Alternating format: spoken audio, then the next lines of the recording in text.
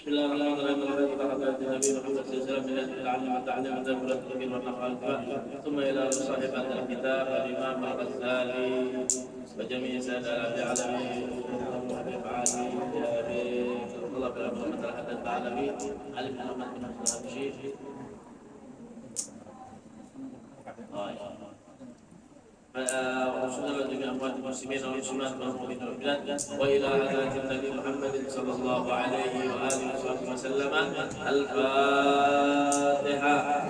اعوذ بالله من الشيطان الرجيم. بسم الله الرحمن الرحيم. الحمد لله رب العالمين الرحمن الرحيم مالك يوم الدين اياك نعبد واياك نستعين اهدنا الصراط المستقيم صراط الذين انعمت عليهم غير المغضوب عليهم ولا الضالين امين. بسم الله الرحمن الرحيم. رضي الله عنكم وقال رضي الله تعالى عنه وارضاه. قال المؤلف رحمه الله ونفعنا به وبجميع علومه في الدارين امين.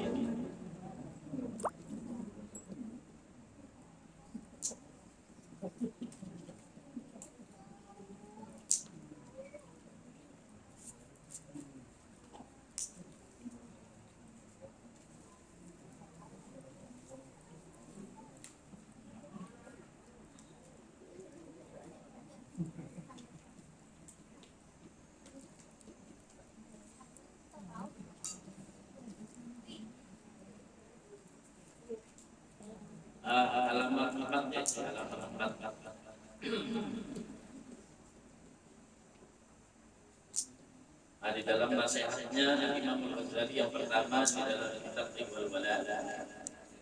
Beliau mengatakan ayyuhal waladun nasihatu sahlatun wal mushkilu qawluha li'annaha fi madaki muttabi'il hawa murratun idil manahi mahbubatun fi qulubihim wa ala nususi liman kana talibul ilmi al-fasmi wa mushtaghilan fi fardin nafsi wa manaqibid dunya fa innahu yahsabu anna al-ilma al-mujarrada lahu sayakunu najatuhu wa qalasuhu وأنه مستغنٍ عن الأعمال هذا اعتقاد الفلاسفة سبحان الله العظيم.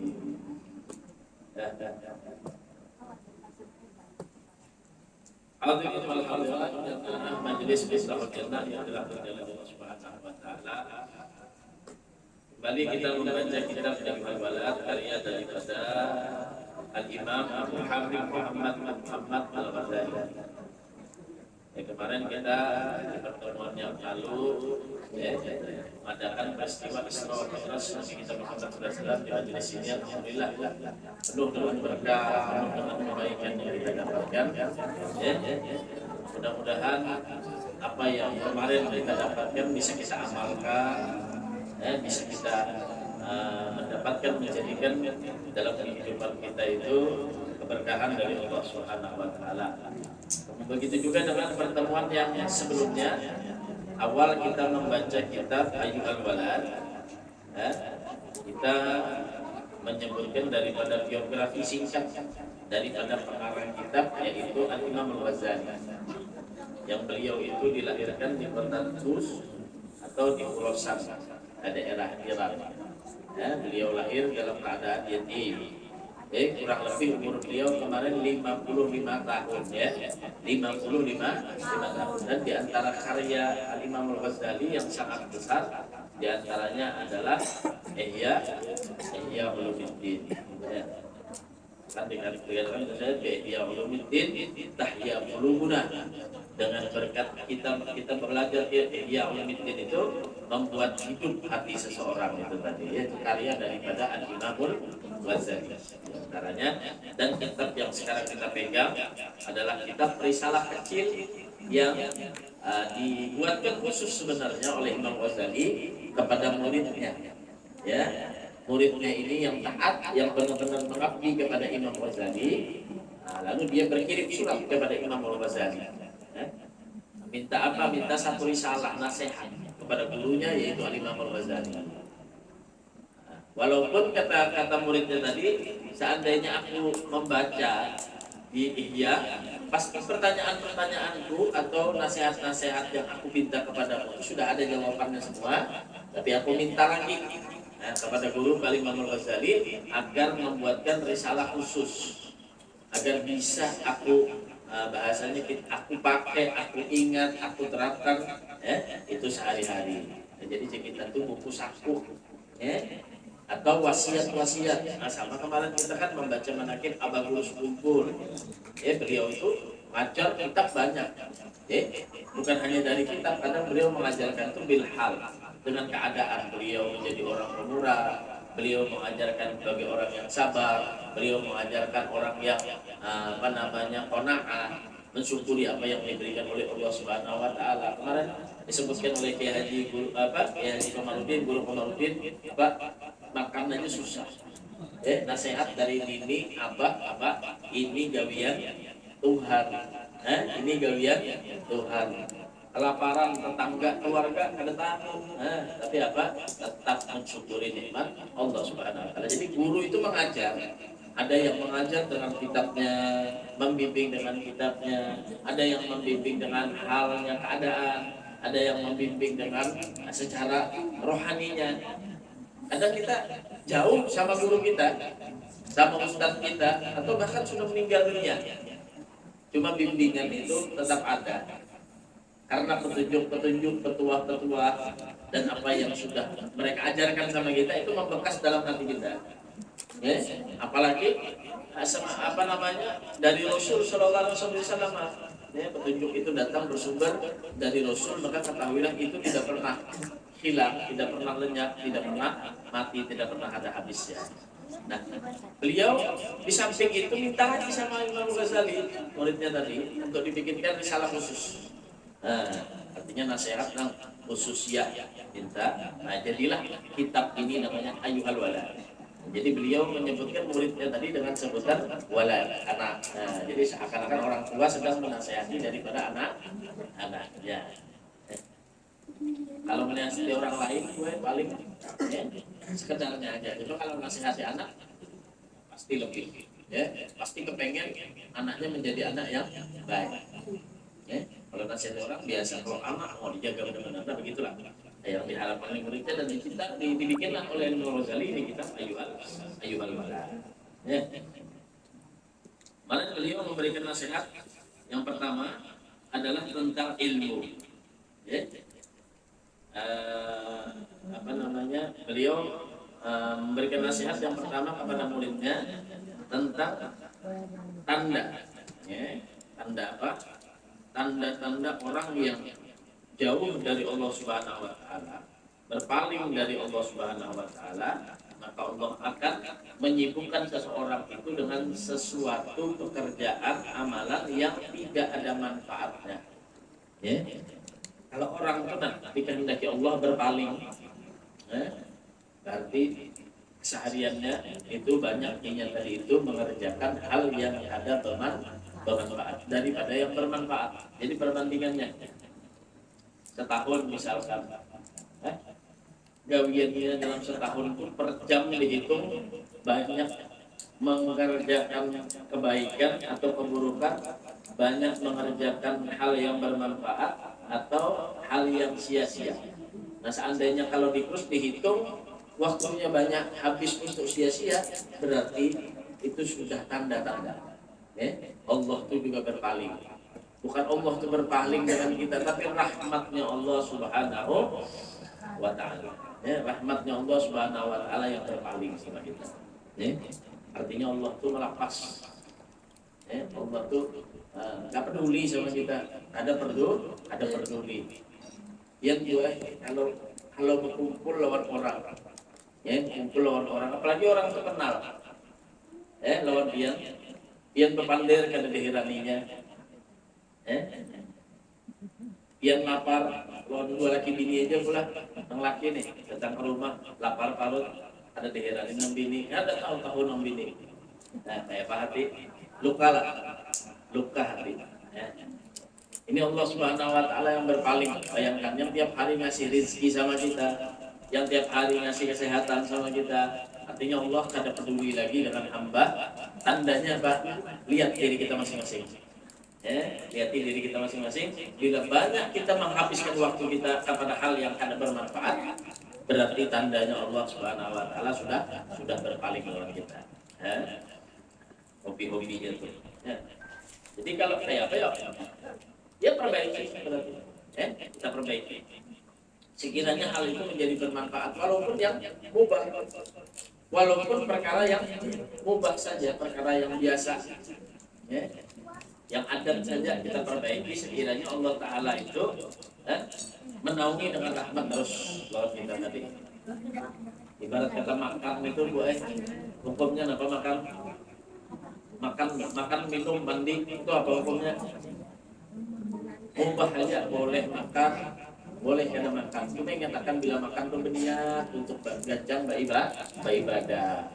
Minum itu supaya membantu kuat beribadah. Diisi apa aja, diisi mobil, diisi kendaraan, diisi baju, apa aja yang dipakai, niatkan untuk kebaikan, niatkan untuk nilai ibadah. Nah di situ nanti apa yang kita gawe itu bernilai manfaat. Hari Jumat misalkan, malam hari Jumat pula hendak sembahyang Jumat mandi. Nah jangan lupa mandinya mandi sunnah Jumat. Jangan sekedar mandi aja cuma karena ada niat. Makanya niat itu menjadikan pembeda ya. Memisahkan antara yang tadi bainal adah wal ibadah. Membedakan antara adat lawan ibadah. Ya. Kopi benar bila malam minum kopi. Ya. Tujuh mana mengopi supaya apa? Supaya mata tarang ya. Cuma apa? Niatkan supaya mata tarang itu membantu ibadah. Mata tarang soalnya malam akan bercatur, hendak berdum misalkan. Jadi niatkan apa aja, apa yang kecil. Nabian biasa ilmu misalkan. Yang minum banyu, banyunya kan ada banyu dingin, banyu es, banyu panas. Bisa minum banyu panas lah loh. Teh panas ya kalau. Maka mulai bila minumnya panas-panas itu hukumnya makruh. Nasi makan panas-panas hukumnya makruh. Makanya bila dokter bilang nasi itu makan minum panas-panas kena sama kena gula tuh. Diabetes kenapa itu gimana makan nasi panas pulang bahari dihinakan kalau nasi itu ya lah. Minum tuh panas hukumnya makruh ya. Artinya kalau dia tiup kalau misalkan panas dasar panas itu bisa mudarat, bisa jadi hatap. Kenapa macam balukaan pilat ini rambut pilat. Jadi kena boleh tiup makruh hukumnya didinginkan tiup diganakan aja diganakan. Sampai ada kisah di warung tuh, ya lah tulis aja. Bila panas 1.000, bila dingin 3.000. Sekalinya bisa duit 1.000-annya. Pesan teh, dia langsung menuntung kepanasan. Karena bila dingin 3.000 Allah. Nah, apa yuk supaya kada jadi makruh itu nah. Kan kadang kawan juga biar ini hendak juga minum nang panas-panas, sadang-sadang panas. Ya lah. Supaya kada makruh meniupnya tadi kayak apa? Baca lawan zikir. Bapak ya Rauf. Nah, ya lah. Ya Rauf. Jangan auf. Bacakan ya Rauf. Nah, ya Rauf. Ya Rauf sambil meniup cuma berzikir kada jadi makruh. Untuk para ulama. Jadi walaupun hal adat kebiasaan dia menjadikannya sebagai manfaat, menjadikannya sebagai manfaat. Apa aja yang dia miliki, apa aja yang ada lawannya, dijadikan manfaat untuk kebaikan.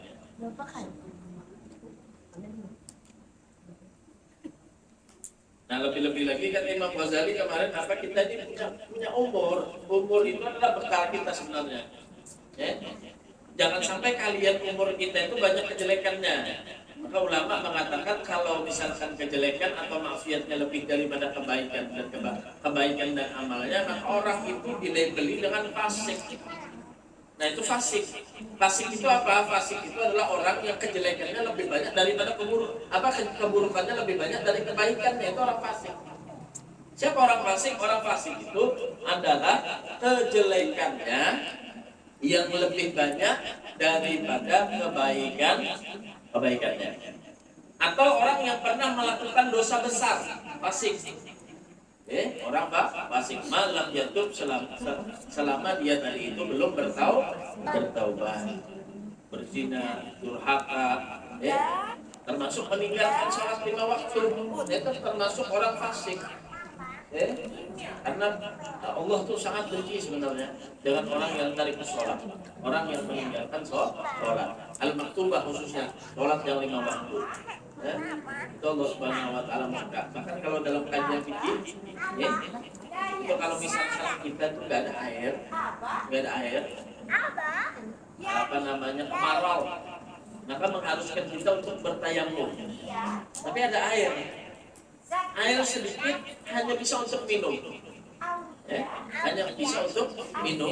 maka kita diperbolehkan untuk tayamum, dan airnya itu dipakai untuk minum.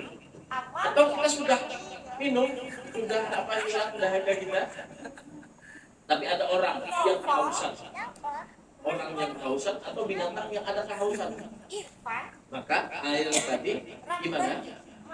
Apakah kita pakai untuk wudhu? Tidak, kita tetap tayamum dan air itu kita kasihkan kepada orang yang haus dan atau binatang yang haus tadi. Tidak boleh dipakai wudhu air tadi, kita tayamum aja ya, karena musim kemarau nggak ada. Airnya cuma mencukupi untuk minum saja. Illa tarikas sholat, kecuali orang yang meninggalkan sholat. Kalau ada yang datang orang tarikas sholat, walaupun ini kehausan di musim kemarau, maka jangan dikasih diri. Jangan dikasih dia minum. Artinya hina. Kenapa? Karena kata Nabi, manzilatus sholat, kedudukannya sholat, kal jasadi, kata Rasulullah SAW. Posisi sholat itu fil jasadi, di dalam tubuh kita ini tarraas, seperti apa? Kepala. Sholat di dalam ibadah seperti kepala di batang tubuh. Maka kalau orang itu dia tadi itu beramal apa aja sedekah, apa aja amal, cuma nggak sholat, apa aja ziarah sana, haul sana, cuma nggak sholat, meninggalkan sholat. Ini sama orang yang dia tadi itu punya badan, cuma nggak punya kepala. Kira-kira orang ada kepala itu apa namanya, Bu? Zan WhatsApp Zan. Awak boy ada kepala namanya. Itu. Jadi bila biar bapak-bapak si bini nak mau sembahyang berarti biar guring lawan. Babinian ibu-ibu biar guring lawan laki biar nak ada penyembahyang guring lawan. Anak biar nak ada penyembahyang biar makani berarti mamakani. Jadi benar-benar jaga sholat 5 waktu khususnya. Jangan kita tinggal. Itu perkara sholat. Karena di labeli sudah orang meninggalkan sholat, tarikus sholat itu disebut dengan orang fasik. Orang yang fasik. Bahkan kata Rasulullah SAW, seandainya mereka itu sakit, jangan dijenguk. Allah. Dia meninggal, jangan diantar, kata Rasulullah SAW. Allah, ini benar-benar ditekankan dengan perintah sholat. Ada pernah ke masjid, ada pernah ke musola, sekalinya ke masjid ke musola, sekali pertama dan terakhir. Orang sholat di belakang imam, dia dibawa ke masjid, sholatnya di mana? Di muka imam. Harapan ini, sholatnya di muka imam. Allah. Bahkan nanti di sholawat mi'raj itu kan Rasulullah SAW dinampakkan oleh Allah, mereka ngambil batu pecah kepalanya. Ambil batu pecah kepala. Ditakuni oleh Rasulullah dan Jibril, kenapa? Sebab mereka ngambil batu pecah kepala, kata mereka Jibril apa? Alladzina yatahawwanuna 'anis shalah, sebab mereka itu meringankan sholat. Tidak mau sholat. Maka didik anak kita, mulai lagi belia. Tentunya kita yang masih contoh dulu, nggak ada kata terlambat. Jadi kita yang masih contoh. Karena banyak aja orang nambolaknya aja gagal cuma karena penyembahyang banyak dua. Lulusan pesantren, lulusan ini itu labelnya kiai karena penyembahyang banyak dua. Dan kadang sedikit juga tukang becak, tukang ojek yang kadang ketinggalan sembahyangnya. Makanya itu pembeda sebenarnya kebaikan di hadapan Allah Subhanahu wa taala dalam salatnya. Kan bedanya kata Nabi kita dengan orang yang kafir, orang yang di luar Islam adalah dengan sholat. Kalau puasa syarat orang kafir baik puasa pada kita. Biar kalau sampai di Bali itu puasa nyepi, intinya kan puasa makan minum aja sampai lampu-lampunya mati seberatan. Kada boleh apa-apa. Kalah kita kalau masalah puasa. Kalau masalah kita berzakat, kalah sama orang Cina kita. Dia sekali mengeluarkan ampau tuh hari ini lah. Lawan barongsai aja. Utang cinik sana kemarin. Kalah kita kalau masalah ini. Cuma pembeda kita di antaranya mereka tadi, kita sholat, mereka nggak sholat. Baca. Subhanallah. Kita sholat artinya dengan yang diajarkan oleh Rasul Sallallahu Alaihi Wasallam. Nah itu nasihat daripada Imam Al-Ghazali. Kata beliau, benar-benar jaga umur kita, perbanyak ibadah dalam umur kita. Karena modal kita itu umur. Makin hilang umur kita, berarti hilang modal kita di hadapan Allah Subhanahu wa taala. Nah, lebih-lebih kata beliau umur 40 tahun. Ya. Kata Imam Al-Ghazali dari Allah. Kata beliau, umur 40 tahun itu seakan-akan sudah menjadi batasan. Bila umur 40 tahun jadi baik, tambah baik, alamat orang ini akan menjadi ahli surga. Bila 40 tatap aja tambah macal, makin tua makin jadi. Bukan masjid, bukan kamu sholat, makin bertuhaan, makin rami tadi. Rami melakukan sesuatu yang tadi bermanfaat, apalagi bermaksiat kepada Allah Subhanahu wa taala, itu alamat sudah. Jadi dari kebanyakan orang itu nantinya akan menjadi penduduk neraka. Alhamdulillah min. Mudah-mudahan kita dijaga oleh Allah, keluarga kita, anak kita dijaga oleh Allah Subhanahu wa taala. Amin Allahumma. Nah, kemudian di dalam nasihat yang kedua Imam Ghazali mengatakan, ayyuhal walad, kata beliau. Halaman 4 adalah ayyuhal walad, garis yang kedua dari atas. Wahai anakku, kata beliau, an-nasihatu sahlah. Memberikan nasihat itu gampang.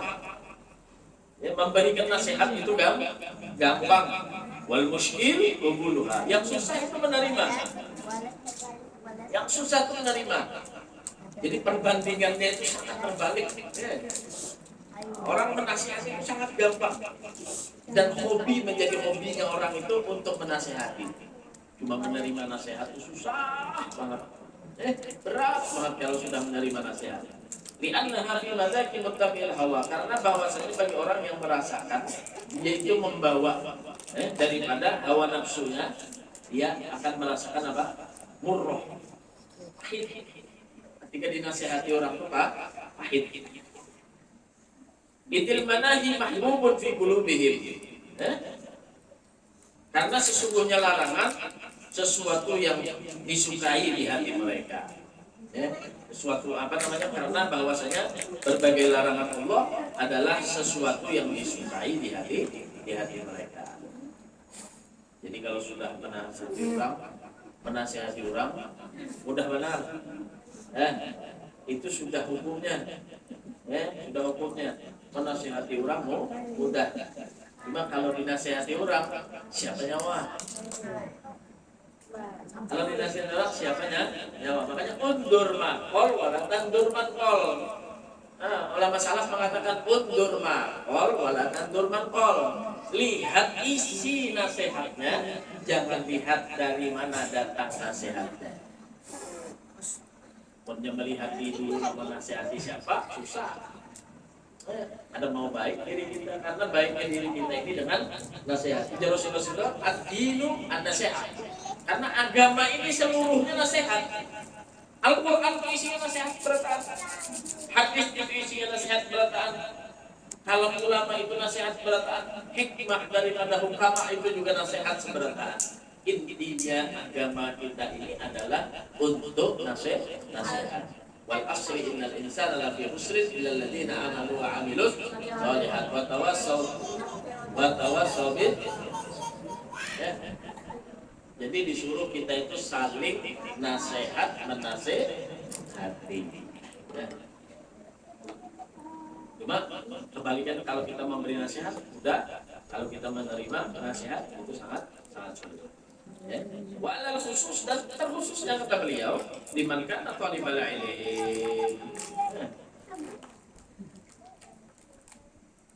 Di sini formalitasnya bagi orang yang menuntut ilmu. Ya. Cuma resmi saja, hari ilmu cuma sebagai status saja. Itu susah dinasihati. Makin kenal bolaknya, makin kali ditegur. Susah banget dinasihati. Makanya ketika Rasul SAW Isra Mi'raj juga diantaranya Rasulullah SAW melihat mereka yang mengambil gunting dari neraka dan mengunting lidahnya. Dilihat sama Rasulullah, keluar lagi lidahnya panjang, dia gunting lagi. Rasulullah tanya, siapa itu wahai malaikat Jibril? Itu mereka yang kerjaannya menasihati orang berbuat kebaikan, namun dia tidak mengerjakannya.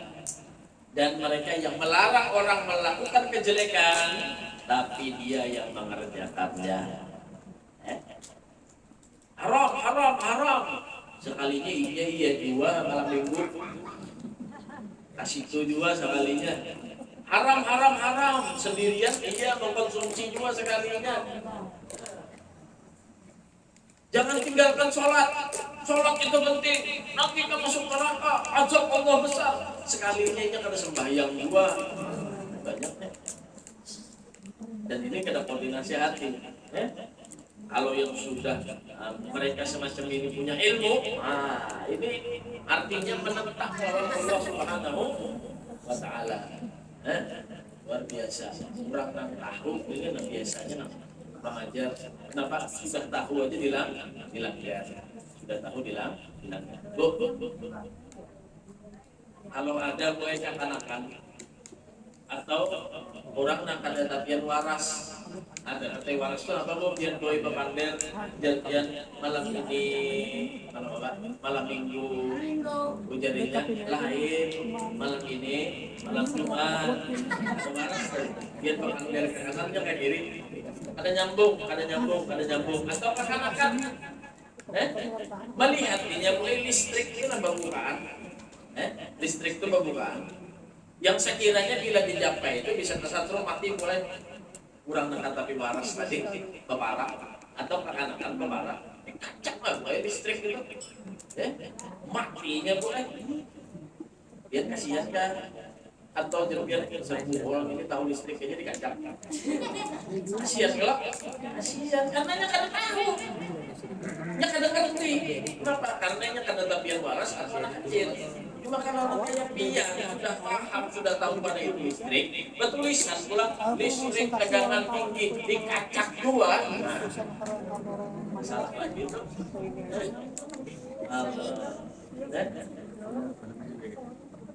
Naik ke atas tuh, akan bertacun mulai bawah itu, mati itu kan, makasiannya biar kakak-kakak itu pada tahunya, kemudian naik ke atas angkat bertacun juga. Artinya, makanya orang yang tahu itu lebih bahaya untuk orang besar. Lebih-lebih lagi, bukan hanya di dunia. Nanti di akhiratnya Allah Subhanahu al-yawma nakhtimu ala afwahihim wa tukallimuna aydihim wa tashhadu arjuluhum bima kanu. Kita rencana baca surat Yasin yang nantinya pada hari itu akan datang sama kita. Seberataan kita ke sana, kita kumpul seberataan di sana. Al-yawma nakhtimu ala afwahihim. Hari itu mulut kita semua dikunci sama Allah. Enggak bisa ada yang membela diri dengan perkataannya. Kepada kau lagi karena lain kena kau lagi, ikam kasih malam lain kena kau lagi, ikam malam ada kena kau lagi. Watashhadu arjuluhum bima kanu yaksibun. Yang berbicara tangan mereka mengerjakan apa?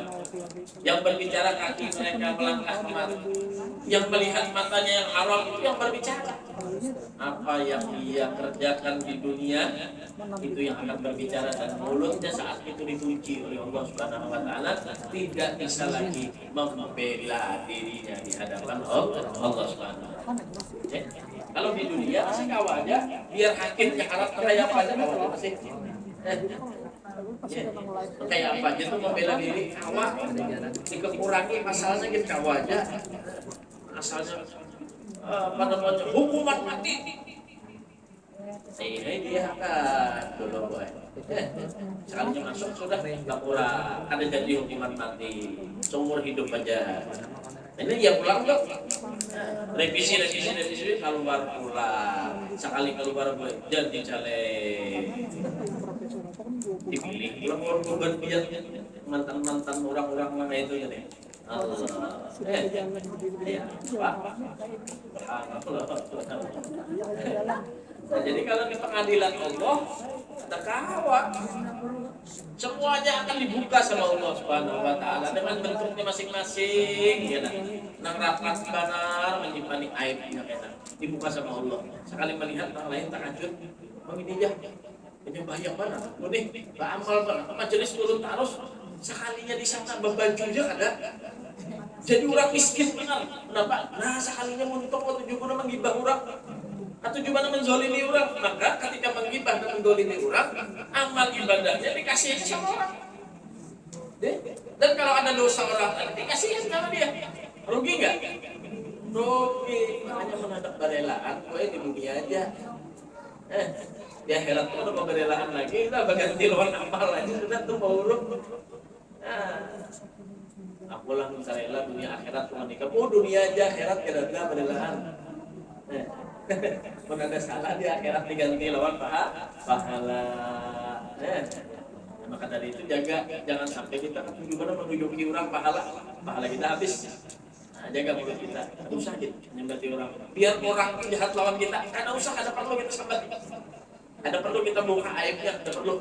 Karena kata Rasulullah SAW, Allah akan menutup aib seseorang kalau dia rapat menutup aib daripada saudara. Ada perlu. Nah, makanya jangan kita mengerjakan hal-hal yang ada perlu terhadap duniawi. Kalau bisa kita nasihat aja, nasihat. Diterima kadang kan nasihat itu tetap baik.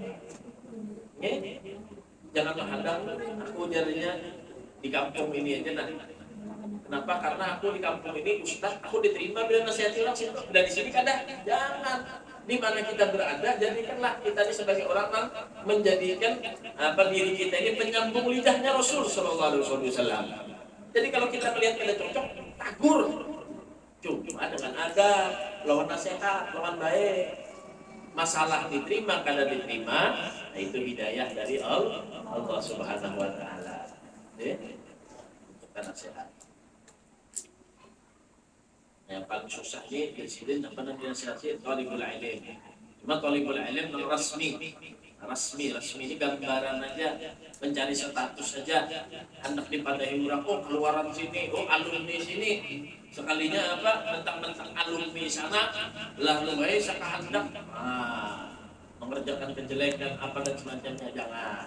Banyak kata Imam Ghazali kemarin juga dalam kitab Bidayatul Hidayah, beliau mengatakan sebenarnya ketika kita menuntut ilmu yang perlu pertama kali dibersihkan, dijaga itu hatinya.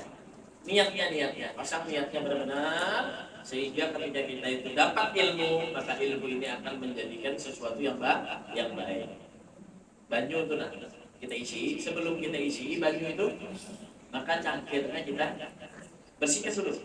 Ya, baru kita isi air, sehingga air itu menjadi sesuatu yang baik. Bermanfaat bagi kita. Cuma kalau kotor ada cicaknya, ada kotoran cicak, isi baju hidung dia. Artinya dibersihkan itu. Begitu orang yang ingin menerima ilmu tadi di hadapan Allah Subhanahu wa taala. Musyakiran fi batin nafsi malaki bid dunya. Yaitu selalu menyibukkan diri dalam mengunggulkan diri pribadinya, batin nafas.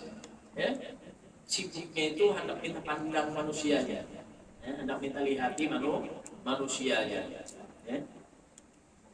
Wa manaki bid dunya dunia. Dan dia tadi itu mencari menakib sejarah ke dunia supaya artinya ini itu tersohor, terkenal, tersohor dengan dunianya tadi itu. Bukan karena Allah Subhanahu Wa Taala, bukan murni karena Allah Subhanahu Wa Taala. Yang pengen tampil di muka tadi. Bila dia agak kurang dia ke belakang lalu sakit hati. Aku dia menuntut ilmu, menurut alim dia dengan di belakang sakit hati, hati-hati. Tandanya sudah kada benar dia tadi itu menuntut ilmu. Nah, kebalikannya lagi di akhir zaman ini apa?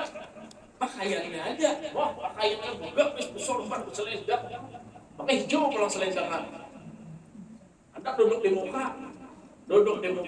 Ya tak kurang duduk di muka. Dihiga guru tadi. Sekalinya apa? Suruh guru baca doa guru, doa selamat. Kadang doa selamat mana hanyar kan hari kan.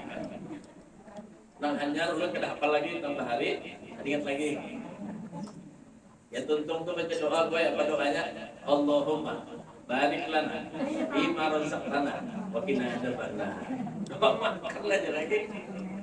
Penampilan makan Allah guru-guru cuma kosong saja. Nah itu resmi namanya, resmi namanya. Menuntut ilmu cuma gambaran saja. Gambaran saja. Suruh orang jadi imam. Kemarin suruh orang jadi imam sembahyang subuh. Kayak apa ulun bingung. Baca doa untuk Allah mahdina fi man hadait wa afina bingung maka sambungan ini kan. Wa mahdina fi man hadait wa afina fi man. Ingat tasul air.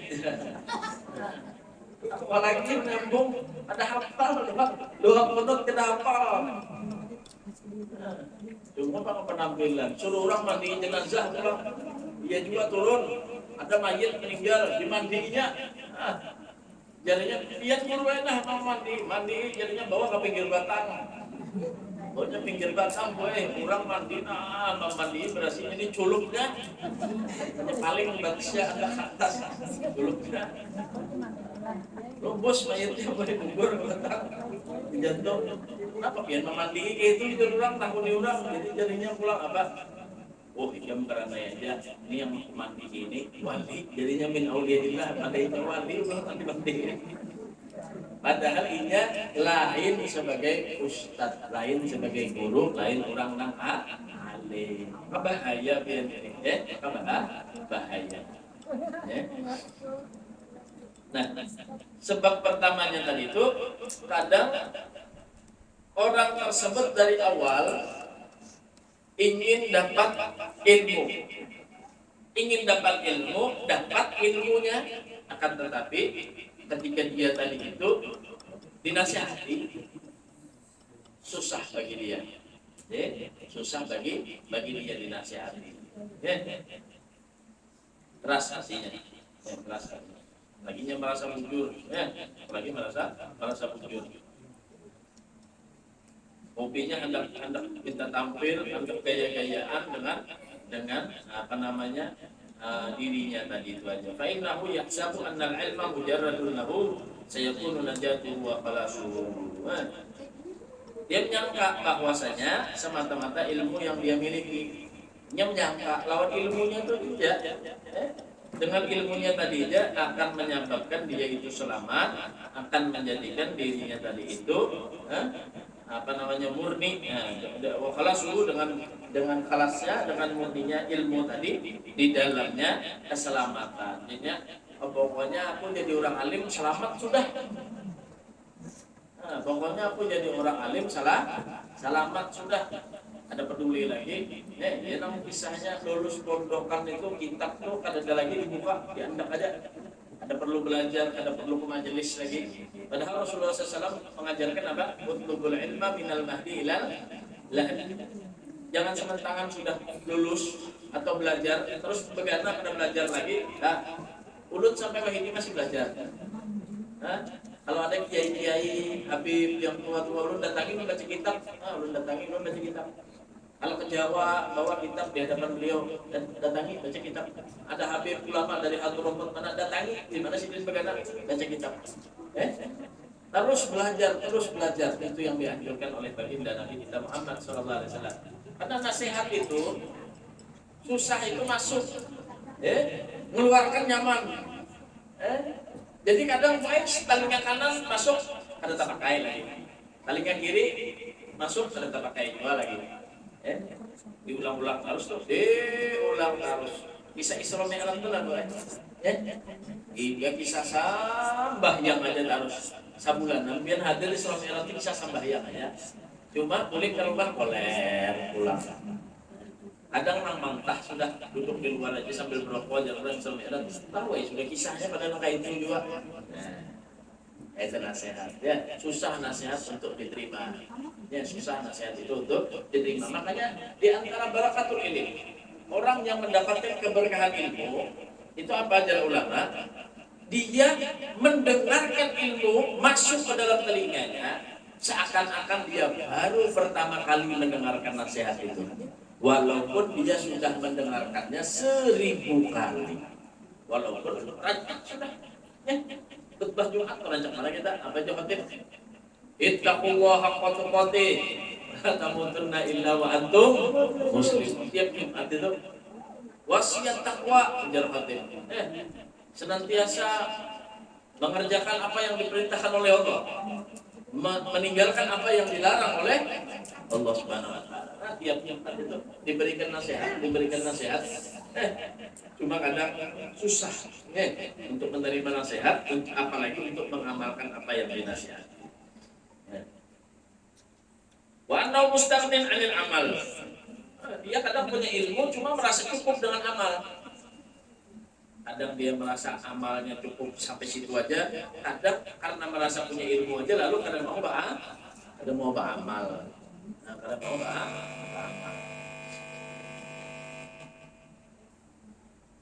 Nah, sama tanaman tuh bijinya aja ada, cuma karena ditanam mau lah tumbuh. Bijinya aja basic, biji lombok ada, biji semangka ada, cuma karena ditanam mau lah tumbuh. Ada mau tumbuh pas di andaknya apa namanya di lantai, mudahan tumbuh jadinya, mau tumbuh. Dan kadang pun ditanam juga perlu dirawat sehingga dia menjadi tumbuhan yang baik. Belum apanya biji lombok belum buang aja tumbuh aja. Cuma tumbuh ada lawas, ada dirawat, ada hamanya, ada ini jaga, diobati, dikasih pupuk, semacamnya dirawat. Tapi begitu juga dengan amal, ya, begitu juga dengan ibadah, begitu juga dengan ridho Allah, rahmat Allah. Kadang melulu tentang ilmu ini jembatan. Jembatan yang akan menjadikan kalian sampai ke seberang. Tentunya bukan jembatannya aja, kalian harus berjalan. Kalau ingin sampai ke seberang harus berjalan di atas jembatan. Begitu ilmu ini sebagai jembatan. Nah, kita ngambil manfaat dengan ilmu untuk nyebrang sehingga kita sampai di seberang. Ya. Wa ada i'tiqadul falasifa subhanallahil azim. Nah, inilah i'tiqad orang-orang yang ideologinya kalangan filosofi. Nah, artinya jadi kita sekarang orang yang ada butuh lagi lawan Tuhan, ada perlu lawan Tuhan. Pokoknya ini berilmu, ini untuk pahamnya sudah, itu pemahamannya. Ya. Karena kadang banyak orang tertipu, lawan ilmu nih, banyak orang tertipu lawan ilmu. Bisa langsung mendengar Musa As-Samiri. Nah, jadi zaman Nabi Musa itu ada dua namanya Musa As-Samiri. Nabi Musa ini ketika dia lahir, ketika hamil ibunya lahir, maka diperintahkan oleh Fir'aun, bala tentaranya itu untuk menyembelih. Siapapun bayi laki-laki yang lahir disembelih. Akhirnya Nabi Musa itu dilarutakan oleh ibunya, ditaruh di sungai, larut. Akhirnya ternyata larut bayinya Nabi Musa ini pas di muka kerajaan Fir'aun. Sekalinya bininya Fir'aun yang senang Sayyidah Asia, dirawat akhirnya. Nah, jadi gandalnya Nabi Musa ini dirawat Fir'aun. Nah, yang merawat Fir'aun itu mengaku Tuhan, zolim Fir'aun itu, luar biasa. Kejahatannya Fir'aun dari kita kisahkan sampai mengejar Nabi Musa sampai ke Laut Merah, habis berataan dimusnahkan oleh Allah Subhanahu wa taala. Kisahnya Fir'aun dari Nabi Musa, siapa nama gaduh Fir'aun. Musa Samiri ini lahir dari rahim seorang perempuan yang berzina. Pas lahir dibuang ibunya di atas gunung. Nah, anak kamu ini nih, yalah, dapat bayi aja. Hanya abang mamanya ada lagi. Dibuang. Akhirnya Allah Taala rahmat Allah Subhanahu Wa Taala kepada bayi ini tadi suruh malaikat Jibril turun. Malaikat Jibril suruh menggaduh. Siapa nama menggaduh? Musa Samiri siapa nama menggaduh? Malaikat Jibril. Nabi Musa nama menggaduh siapa? Fir'aun. Harusnya pula nang digaduh malaikat Jibril jadi orang soleh, nang digaduh Fir'aun jadi hantu. Jelas harusnya ya Allah. Artinya nang digaduh guru jadi orang alim, nang digaduh preman jadi preman juga. Harusnya kan itu toh. Sekalinya terbalik gue. Nah inilah Allah Subhanahu wa taala memberikan pelajaran dalam kita. Artinya bukan siapa yang menggaduh sebenarnya, tapi kalau memang sudah dicatat oleh Allah menjadi orang yang baik, maka dia akan jadi orang baik. Dia akan menjadi orang baik. Kalau memang dia sudah menjadi orang yang buruk, dia pun akan menjadi orang buruk. Nah kemudian si Musa As-Samiri ini, ketika Nabi Musa singkat cerita bermunajat kepada Allah Subhanahu wa taala, ngambil lembaran-lembaran kitab yang Allah Subhanahu wa taala, apa kitabnya Nabi Musa namanya? Tahu? Taurat. Nabi Musa ngambil Taurat.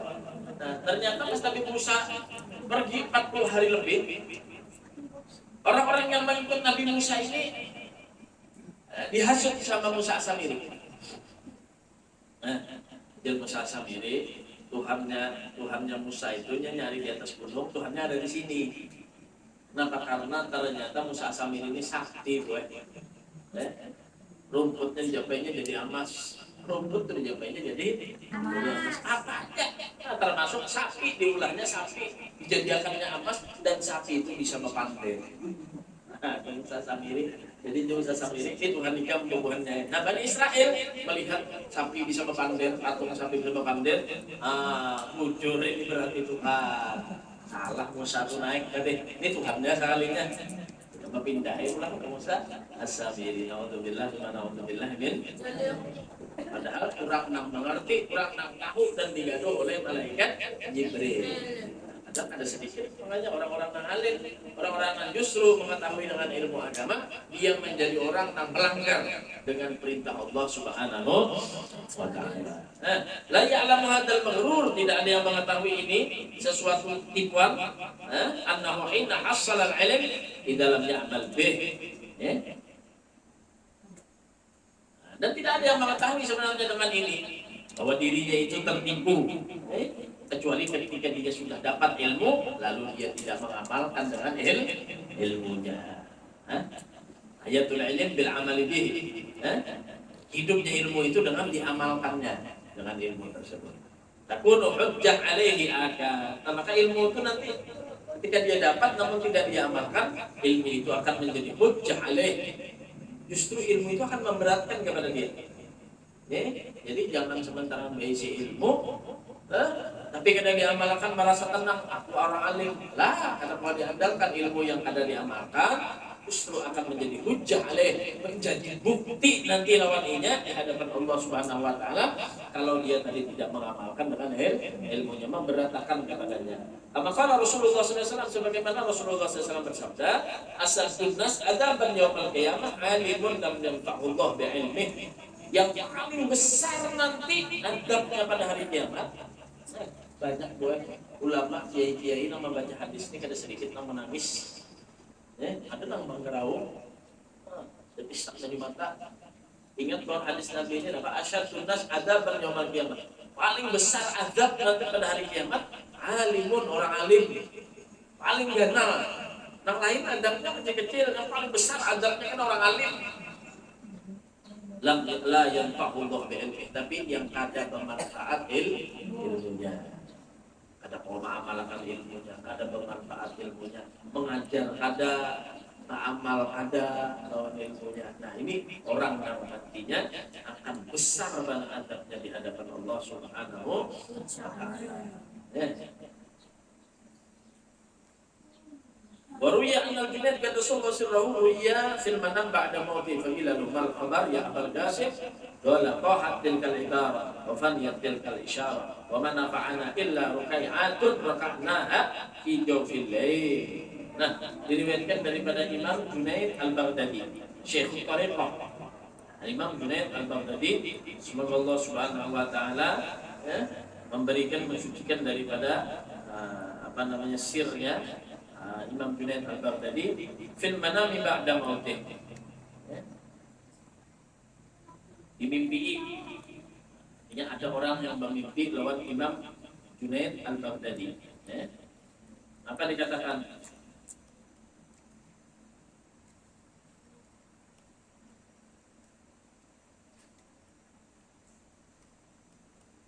Fakirlah lahu, ditanya baginya Imam Ibn Tari, mal khabar ya Abul Qasim. Ya, kabar dia setelah meninggal dunia, takun orang bermimpi lawan Imam Junaid Al-Baghdadi. Imam Junaid Al-Baghdadi, apa kabar dia setelah meninggal nih bermimpi? Beliau mengatakan, qala qahat tilkal ibarat wa faniyat tilkal isyarah. Jadi telah rusak daripada ibarat, ungkapan-ungkapan, ceramah, nasihat, apalagi catatan, wafan ya tilkal isyarah, dan isyarah pun hilang, menyuruh, memerintah dan yang lainnya nggak ada manfaatnya lagi. Wa ma nafa'ana, dan tidak ada yang memberikan manfaat kepada kami. Illa rukai'atun, kecuali beberapa raka'naha yang kami tadi sholat untuk rukuk kepada Allah Subhanahu wa taala fi jawfil lail, di sepertiga akhir malam. Di sini banyaknya sudah aku nih kasih kita hafal kitab ini, hafal ini, mempelajari ini, tafsir ini, itu suratan. Ternyata jasidin tahulaikan ibarat apa yang aku ajarkan, apa yang aku ungkapkan, dan apa yang aku baca, aku pelajari, semuanya nggak ada apa-apanya, kecuali ternyata beberapa rakaat yang aku bangun tengah malam, beribadah kepada Allah Subhanahu wa taala. Artinya apa? Buahnya. Banyak kayak pohonnya boy, cuma kada berbuah ke sana, Pak. Yang dicari itu adalah buahnya. Jadi harus ada terus pohonnya, ada buahnya, ada. Buahnya aja cuma kada ada pohonnya, ya ada mungkin juga. Pasti ada pohonnya akan menghasilkan buahnya. Nah di sini ternyata ketika kita tuh meninggal dunia sudah di sini tahu tuh benar. Ternyata yang dicari itu memang amal ibadah kita kepada Allah Subhanahu wa ta'ala. Nah itu amal ibadah kita kepada Allah Subhanahu wa ta'ala yang akan kita pertanggungjawabkan di hadapan Allah Subhanahu wa ta'ala. Jadi semakin kita menambah ilmu kita, itu untuk menambah amal kita. Ilmu kita bertambah, amal kita bertambah, berarti kita sudah mendapatkan buah hasil dari ilmu yang kita dapatkan dari apa yang sudah kita cari, yang diajarkan oleh para ulama, yang diajarkan para guru-guru kita, begitu juga yang diajarkan lewat lisan Nabi kita Muhammad Sallallahu Alaihi Wasallam. Maka tugas kita pula apa yang kita dapatkan, maka kita berusaha untuk mengamalkannya. Apa aja itu dari kewajibannya, yang sunnah dan yang lainnya, apa yang dapat kita lakukan maka amalkan. Contoh kayak tadi kecil, bila tadi minum panas, panas, yuk boleh yuk, cuma yuk lawan dikit. Ya Rauf, itu ilmu, amalkan. Ya? Termasuk anak kecil semalam masuk kamar mandi apa doanya, keluar kamar mandi apa doanya, hendak makan apa doanya, selesai makan apa doanya, diamalkan. Nah itu nantinya akan membuat dia nyaman di negeri akhirat. Adapun ilmu yang kita pelajari ini adalah wawasan, ini adalah sesuatu tambahan bagi kita. Sisanya kita masing-masing yang mengamalkan dan kita akan merasakan hasilnya masing-masing di hadapan Allah Subhanahu wa taala. Mudah-mudahan dosa kita semua diampuni oleh Allah Subhanahu wa taala. Dosa orang tua kita mudah-mudahan diampuni oleh Allah Subhanahu wa taala. Mudah-mudahan orang tua kita yang masih hidup dipanjangkan umur, disayangkan badan oleh Allah Subhanahu wa taala, dan mudah-mudahan kita semua yang hadir di sini punya hajat-hajat dari dikabulkan oleh Allah Subhanahu wa taala. Ada yang sakit di antara kita disembuhkan oleh Allah Subhanahu wa taala. Yang punya anak mudah-mudahan anaknya dijadikan anak yang saleh wa salehah. Ala hadhihi ya rabbul niyyati salih jami'a syarra al khairat di dunya wal akhirah wa ila hadratin Nabi Muhammadin sallallahu alaihi wasallam. Al-Fatihah. Ya kan. Wa'alaikum warahmatullahi.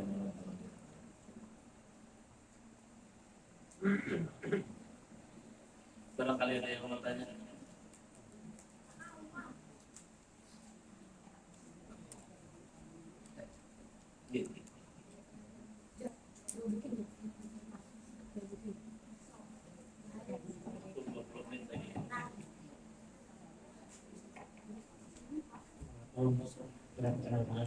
Waalaikumsalam.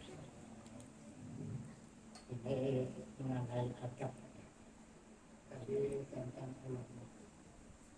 Jadi kalau ulama itu menerima pemberian pemerintah mesti halal, apakah ini termasuk merusak agama? Nah, kita melihat ulama-ulama apalagi ada resmi sebagai orang pemerintah yang dipilih oleh pemerintah itu sehingga lancar kegiatan beliau. Nah, lalu kita menerima hadiah dari pemerintah, lalu kita ini pergaulannya itu dengan pemerintah ini ulama itu harmonis sebagai ulama yang umara dan lalu di dalam buku ini tadi itu apabila kita menerima sumbangan dari pemerintah meskipun itu halal tapi akibatnya merusak agama. Nah, kira-kira bagaimana penjelasannya? Terima kasih. Assalamualaikum. Waalaikumsalam warahmatullahi wabarakatuh. Ini kalau kita bahas dalam kitab Tanbihul Muhtarin. Ya, halaman 443. Ya, nah. Ya mungkin nanti di kitab ini nanti akan diterangkan lagi secara rinci. Ya, makanya beliau tadi menyinggung tentang pemberian. Ya. Nah, ini kita harus bisa membedakan dulu antara pemberian dan meminta. Ya. Intinya apa? Tidak sama pemberian lawan meminta. Ada ustaz bikin proposal, ini minta berarti. Ya. Kalau Umar datang ujung-ujung ngasih, nah itu berarti dia dikasih. Tujuannya sama. Ya, tujuannya sama. Dikasih atau meminta ini dunia. Ya, perkara dunia. Nah, tinggal si ulamanya aja. Kalau dia menerimanya itu senang karena dirinya sebagai ulama, senang dengan dunia, makin bermewah-mewahan dengan dunia. Setelah itu menjadi ganas ular yang liar. Bila ada partai apa aja masuk ke sana kemari untuk memanfaatkan dunia lah. Nah, garis bawah ini untuk memanfaatkan dunia dan menambahkan dirinya, tambah pamornya, tambah berglamor dengan dunia, memanfaatkan jabatan, memanfaatkan politik, maka ini ulama gak benar. Ujar siapa? Ujar Imam Ghazali. Lain jarulun, nah. Kenapa harusnya ulama itu membimbing orang untuk akhirat, ya? Karena tugas ulama membimbing orang untuk akhirat. Walaupun dia dekat dengan pemerintah, maka dia menjadi ulama, bukan menjadi kacung pemerintah. Jadi ulama dia juga memberikan nasihat kepada ulama, kepada pemerintah, memberikan teguran kepada pemerintah kalau selama dia itu salah. Ya, kalau misalkan dia tidak ada, hanya menjadi pajangan aja, ya sudah keluar aja. Tiap bulan digaji, cuma untuk ajaran aja, bikin banner, nggak usah keluar. Tidak selayaknya ulama semacam itu ada di barisan baginda Nabi kita Muhammad Sallallahu Alaihi Wasallam. Cuma itu tadi catatannya. Bahkan dalam kitab Tanbir Muqtarin dikatakan mandafqa babul mumarak bahwa bisul. Surah lagi kalau dalam kitab Tanbir Muqtarin. Kalau ada ulama ngetok pintunya umarok, baru ngetok. Belum ngomong hajatnya, baru ngetok.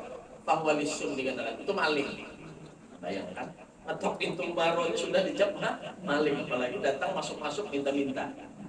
Ya, cuma alternatif karena di daerah orang ini daerah yang religi, maka kadang mereka mendekati ulama untuk nyari suara dan yang lainnya. Kalaupun kita lihat lagi, itu orang-orang memang orang soleh, itu orang-orang baik. Kita sebagai ulama berhati-hati, ya. Dan seandainya dia pun membantu, jangan masuk perut. Nah itu jaga ya, jangan masuk perut. Masih banyak pesantren, masih banyak madrasah, masih banyak jalan-jalan yang rusak. Kita arahkan ke sana untuk bantuan tadi kepada sosial yang akan memudahkan umatnya Nabi kita Muhammad Sallallahu Alaihi Wasallam. Jadi jangan untuk pribadi kita. Makanya kata Habib Muhammad Al-Muqtar Bondowoso, kul bikasbika wala takul bifili. Makan dengan hasil jerih payahmu, jangan makan dengan hasil agama. Karena kita begawi, karena kita berusaha, dapat hasil, makan dihitung, jangan makan karena agama. Aku jangan menjadi orang alim, jangan dia orang keselamatan, jangan diundang orang bertakdir, jangan diundang orang jangan. Makan di sini cari dengan, makanya habaib kita lihat ulama-ulama itu berusaha berjualan minyak harum di situ. Nanti jual sini membantu orang beribadah juga kata minyak harum. Untuk sembahyang Jumatan berulang situ. Nanti jual apa minyak harum, nape. Habib Anis Solo tuh, cucunya Habib Ali Maulid Simtudurah. Habib Anis. Beliau tuh ngajar di Masjid Ariyat. Banyak jamaahnya. Dari pagi beliau buka toko jual sarung. Jual sarung beliau. Orang kata tanggung-tanggung ada tahu bahwa itu Habib Anis. Jadi termasuk daripada waroknya ulama menghindari daripada berdekat-dekat dengan pemerintah. Ada sebagian juga ulama-ulama yang mungkin kita bersangka baik. Tidak boleh kita menyangka ulama itu yang ada benar kita bersangka baik. Mungkin karena dekatnya beliau untuk memberikan manfaat kepada umat, memberikan nasihat kepada ulama-ulama atau orang-orang yang sedang bertugas di pemerintahannya. Nah, intinya walhasil kita doakan aja. Kita doakan mudah-mudahan pemimpin kita menjadi pemimpin yang baik, pemimpin yang soleh. Begitu juga ulama-ulama kita menjadi ulama-ulama yang dapat hidayah, dapat membimbing daripada umarah dan dapat membimbing umat kepada jalurnya Sayyidina Muhammad Sallallahu Alaihi Wasallam. Amin. Fadhal, silakan barangkali ada lagi. Silakan. Assalamualaikum warahmatullahi wabarakatuh. Waalaikumsalam. Ini terkait masalah fikih. Kita sedang dalam perjalanan musafir. Pas kita mau sholat, hingga di masjid kita mau sholat, ternyata di sana sedang sholat berjamaah misalnya maghrib atau apa. Apakah kita ikut berjamaah? Apakah kita kalau musafir ke sini berjamaah? Banyak lagi tahu gitu. Terima kasih. Assalamualaikum warahmatullahi wabarakatuh. Waalaikumsalam warahmatullahi wabarakatuh. Singkat pertanyaannya. Jadi kalau kita musafir mau menggabung nih daripada maghrib dan isya jamaah, dan itu musafir kan berarti walhasil intinya di atas jarak yang sudah ditentukan boleh untuk menjamak. Bukan sekedar musafir dari Kelayang KSN atau perdagangan itu nggak boleh jamak ya. Artinya sudah masuk batasan yang diperbolehkan untuk menjamak. Ternyata kita ketemu dengan orang sholat berjamaah maghrib. Bagaimana bagi kita? Sholat sendiri atau sholat berjamaah? Ya sholat berjamaah dong. Ya sholat berjamaah. Selesai sholat maghrib. Ketika kita mengangkat takbir, kita niatkan jamaah. Kalau kita takdim ya jamaah takdim. Tadi ya kalau maghrib ya jelas jamaah takdim. Selesai salam, maka kita berdiri lagi untuk sholat isya sendiri, langsung pesatnya di situ, jangan keblak dulu langsung di situ, karena ulama mengatakan nggak boleh dipisah, nggak boleh ada pasal yang lama antara satu sholat dengan sholat yang lainnya ketika jamaah tadi. Itu rukhsah khusus bagi orang yang musafir, khusus bagi orang yang sholat berjamaah. Jangan ditinggalkan sholat berjamaah. Ada lagi? Silakan. Mumpung minggu sekali. Sama sama. Kalau Al-Quran dibaca Bismillahirrahmanirrahim karena kalian jangan kemudian bacaan kedua yaitu terhadap alam semesta. Ya, yang semesta ini kelihatannya kita dilanda banjir dari sungai itu. Lalu akibat pertama katanya dari masyarakat itu karena penanaman kayu. Yang kedua adanya penambangan batu bara sehingga akibat itu. Mengingat ayat Al-Quran, jahara fasadu fil barri wal bahri bima kasabat aydin nas. Berarti yang menambang batu bara itu mengakibatkan kesengsaraan lain itu perbuatan. Ya, kalau maka ulama tidak menegur. Pada ayatnya ada dia, ulama ini dia. Nah sekarang apakah itu menurut hadis? Nanti kata di komik bahwa sama jadi disebutkan. Nah bagaimana kira-kira ini alam semesta yang mengakibatkan dari perbuatan alam manusia mengangkut alam. Lalu kita yang membiarkan perbuatan jali ini termasuk sebenarnya hukumnya jali. Ya, jadi kira-kira baik pemerintah ulama semua. Bagaimana kira-kira penjelasan? Terima kasih. Jadi sebenarnya ini terlalu masuk jauh masalah hal begitu. Jadi bukan kita membatasi ya, Jadi kalau memang kita berbicara tentang tambang dan yang lainnya, ya semuanya Allah itu cuma menegur.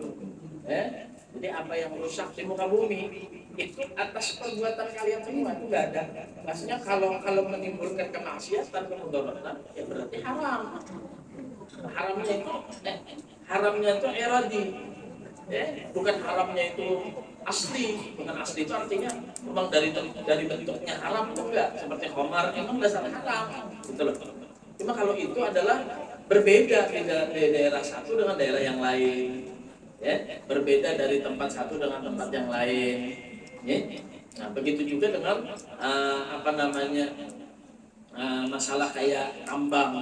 Masalahnya kalau kita rasa bukan hal itu saja, seluruh dunia itu semua sudah mengeruk isi bumi. Karena apa? Karena mereka mengharapkan dunia mereka tadi itu sampai lupa dengan ayat Allah Subhanahu Wa Taala ini tadi. Itu Allah Subhanahu Wa Taala yang menegur dengan hal sudah disampaikan. Cuma ulama itu tidak spesifik menyebut tambang, apalagi tambang sini enggak. Itu kalimat saya rasa sudah global, cukup semuanya. Bahkan kalau misalkan seorang nelayan pun kalau dia tadi itu melaut menggunakan dengan bom, karena masuk dengan ayat itu tadi, karena dia merusak.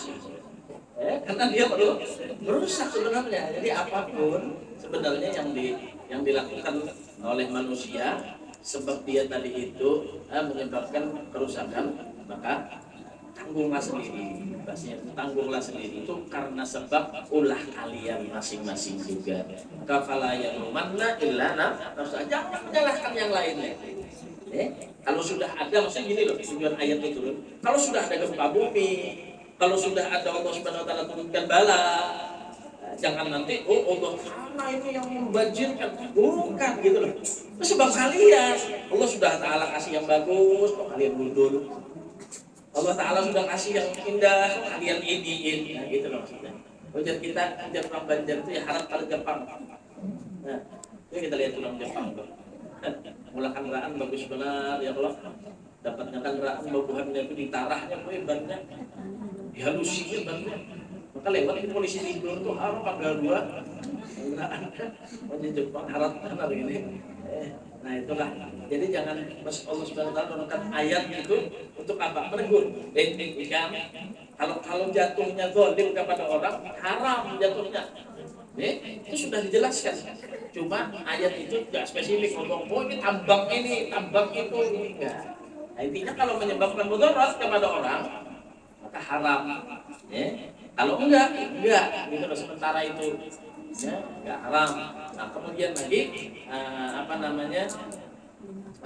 menjelaskan lagi, kalau nanti datang perkara keburukan kepada kalian, gitu maksudnya. Jangan ujuk-ujuk kalian menyalahkan Tuhan. Lalu aja nanti gawian Tuhan ini jangan. Allah Ta'ala itu gawian ikam seorang kedua. Makanya benahi yang Allah Subhanahu wa Ta'ala. Jadi ulama harus berperan juga. Cuma yang lebih banyak perannya di sini adalah pemerintahan. Jangan-jangan pemerintah juga di belakang itu. Nah, itu bahaya. Benar. Jangan-jangan mereka juga yang punya tambang besar, mereka yang punya lahan besar, itu mereka juga. Nah, ini yang gawat kayak itu ya. Terus dilestarikan oleh mereka. 1000 ulama kalau negur nggak bakal mempan kalau gitu ya. Ada lagi? Silakan. Ibu.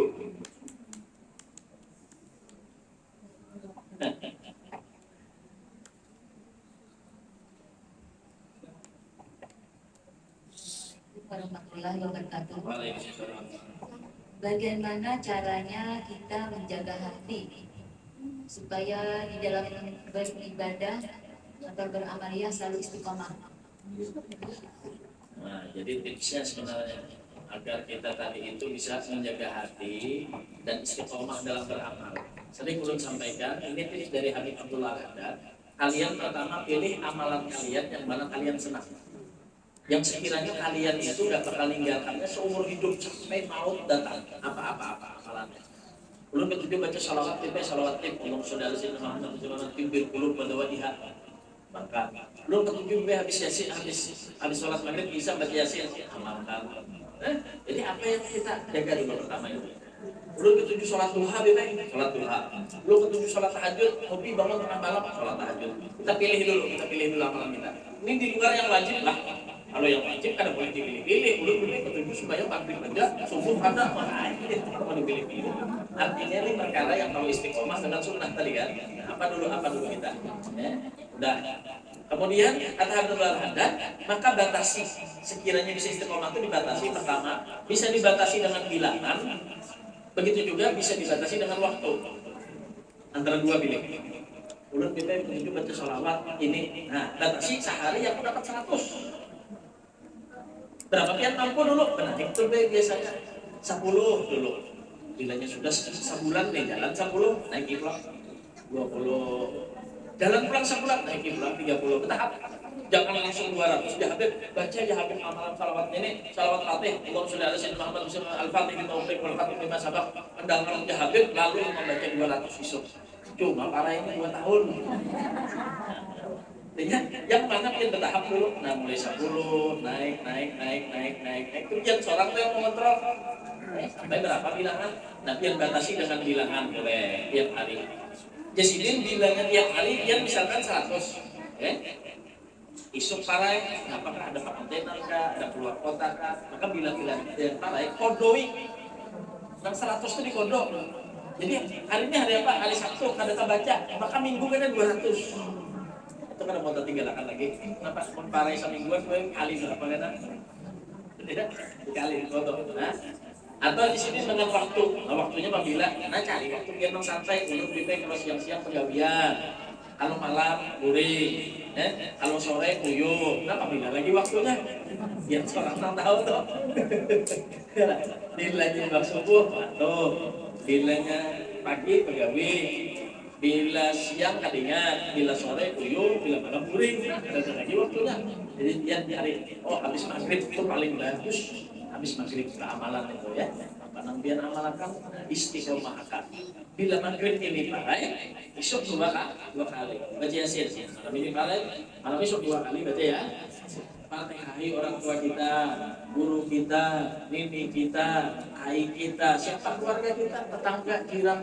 yang kita ingin fatihahi, hadiahi kepada mereka, itu akan membuat ikatan antara kita yang masih hidup dengan mereka yang sudah meninggal dunia, dan itu juga akan menjadi ikatan kita kepada Allah Subhanahu wa Ta'ala.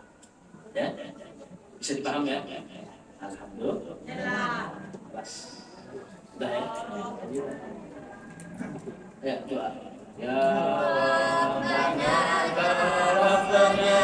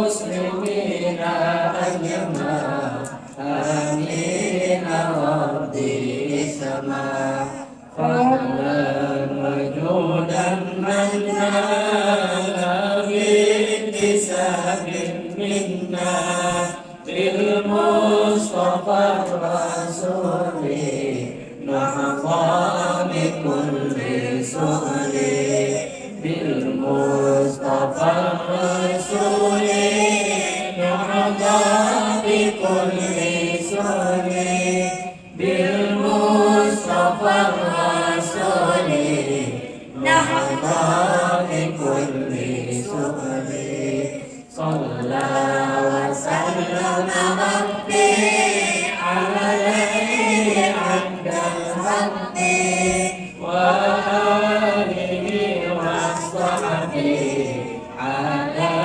نقاط الصحب والحمد لله المهد والثناء حمدا كثيرا دائم محبة النسائم في كل لحظة أبدا لنا خلقه ورضا نفسه وزنة عرشه ومداد كلماته تقبل الله منكم.